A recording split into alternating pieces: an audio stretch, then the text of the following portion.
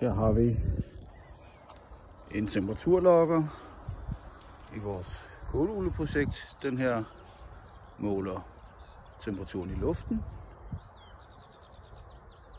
Og den her henne har logget temperaturen i jorden i nogle uger nu efterhånden. Her har vi vores kålugle feromonfælde, monitering for kålugler. Jeg tjekker, om der skulle være nogle kålugler i et øjeblik. Det var der ikke. Der var nogle små møl ude fra græsset her, men, som fløj ud, men det er ikke nogen kålmøl. Og så ligger der en død gåsebille nede i hjørnet.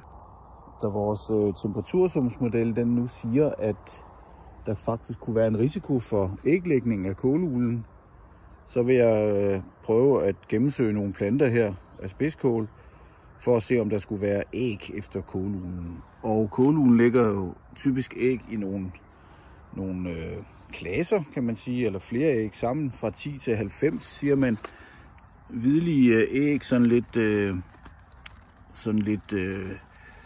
hvad skal man sige, rillet i det, og når der er gået et stykke tid efter lægning, så begynder larven at udvikle sig inde i ægget, så kan man se det som nogle små brune prikker midt i ægget.